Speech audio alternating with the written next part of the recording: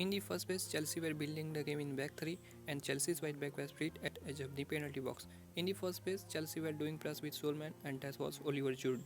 Oliver Giroud was 3 versus 1 down in front of Chelsea's back 3 and his position was central. With Oliver Giroud's position being central, he could only cover Chelsea's central defender, so Chelsea's right back could carry the ball from half space and move forward. In the first phase, AC Milan's second line was not pressing high, so Chelsea's right back were carry the ball easily till middle third and Chelsea were easily handling the pressure of the first phase. Chelsea were using double pivots in the first phase and they were Kovacic and Jorginho. On the paper, AC Milan had double defensive midfielders, but on the pitch, AC Milan's defensive midfielder was pushing high and covering Chelsea's pivot. AC Milan were marking Chelsea's pivots man-to-man because of the high operating of AC Milan's defensive midfielder.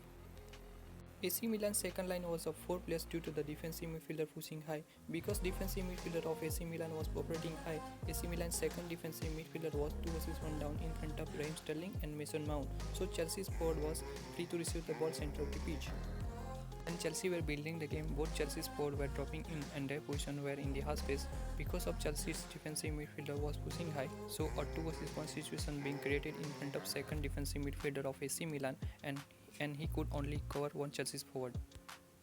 You can see a Chelsea's forward were operating in the half space and AC Milan's defensive midfielder was central. So when the ball was played to Chelsea's forward, the defensive midfielder of AC Milan was not able to cover Chelsea's forward. Raheem Sterling was operating in the half space. If AC Milan's wide midfielder moved into the wide zone, then Chelsea's wide back could directly link up to Chelsea's forward. For this to not happen, the midfielder of AC Milan were forced to operate in the half space.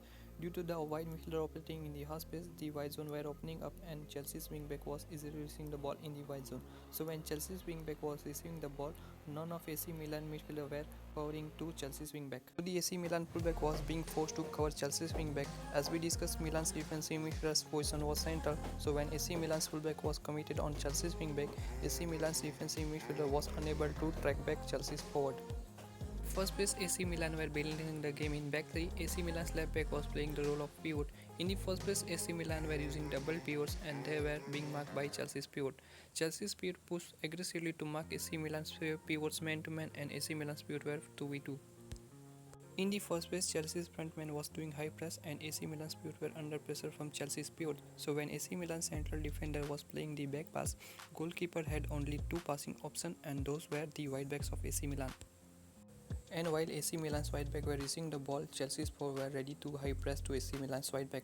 Because Chelsea were doing high press, AC Milan's defense was being forced to play long balls. Chelsea's forward were central and compact in open play and Chelsea's pivot were operating high and marking AC Milan's pivot. Because Chelsea's midfield and front line were compact in open play, AC Milan were being forced to build the game from wide.